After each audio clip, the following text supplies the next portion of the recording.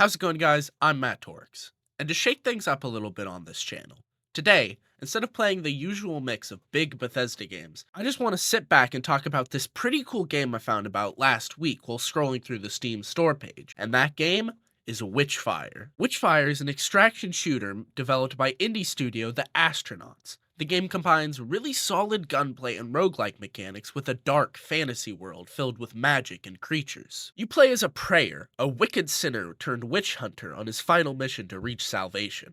The game has you traveling across progressively harder areas filled with dark, twisted creatures, conquering challenges for rewards and uncovering the secrets hidden within each area. The game is currently in early access, but this game is set to fully release in late 2025. So today, I'm going to be playing the game and giving my thoughts on it, as well as detailing my time spent with it. So come with me as I tell you why I think you should play WitchFire.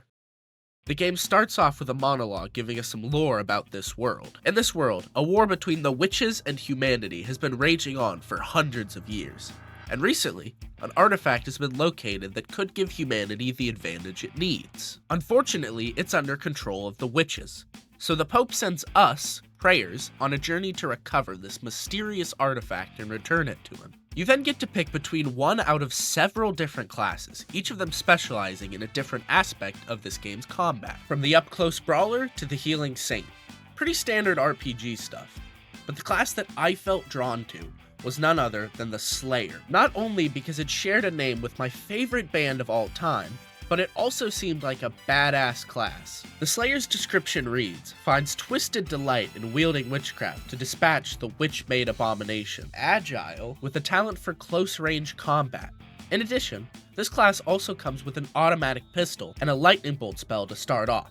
So I made my decision and was transported to the main hub area of this game. Now, like most hub areas in gaming, there are a lot of things in this area that will be crucial for the rest of the game. Things like crafting, healing potions, leveling up, accessing new and exciting weapons, upgrading gear, and more.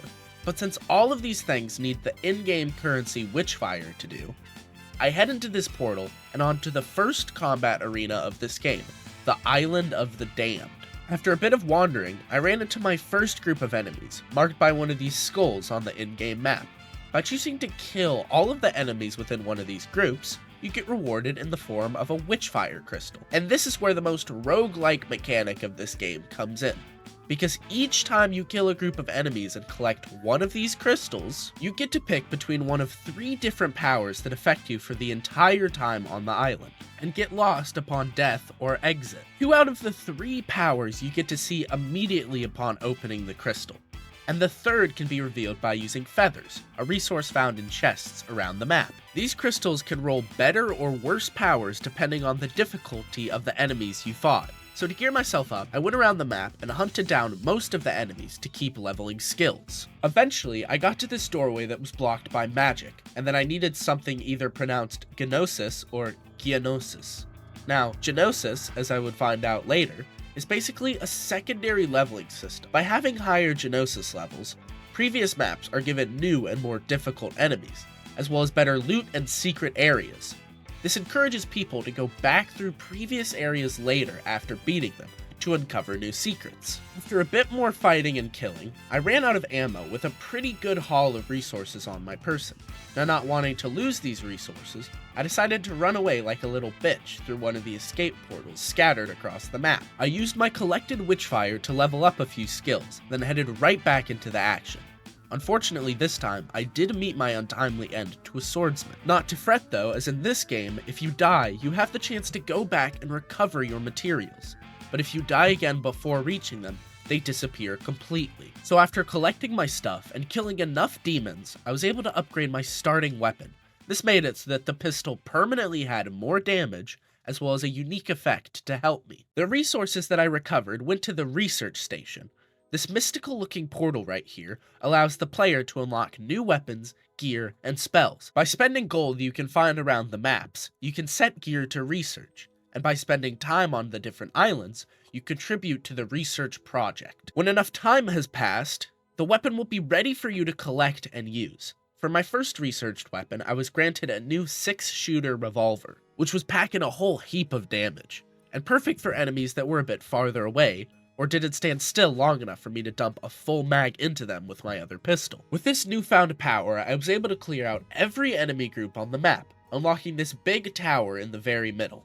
In this tower, I got to grab a new spell, as well as a chart to the next area in this game, the Scarlet Coast. This area was filled with new enemy types, a different layout, and a more populated feeling with all these camps and huts scattered across it. After giving it a run through for a bit, I got to fully progress the next thing I had decided to research.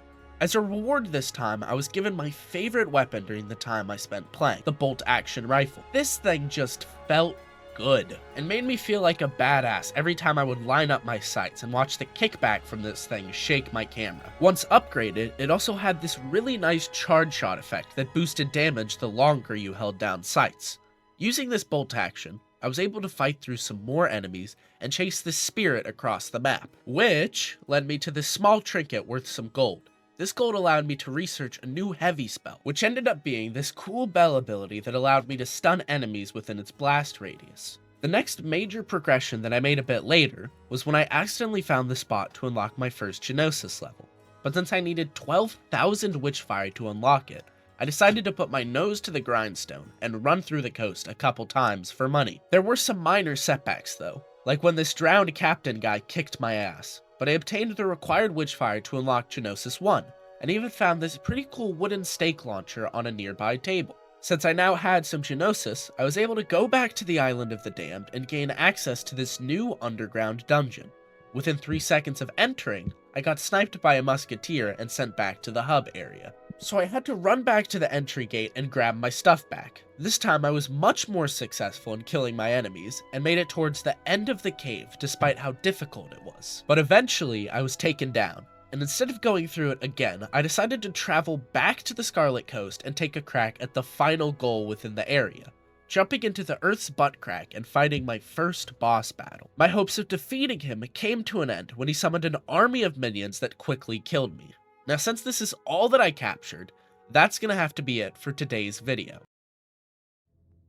Now, I hope people still do enjoy this video, even though it's a different game selection than my usual list of Bethesda RPGs. Sometimes it's nice to just try some random games you've never heard of that looks kinda cool, and getting to look at a game like this through the introspective lens that I give other games allows me to really appreciate and understand this game a bit more. If you guys enjoyed this bit of change, please like the video, and maybe let me know some games that you guys would like to see me cover in the future. If you got this far into the video, I thank you for watching to the end, and I'll see you guys in the next one. Peace.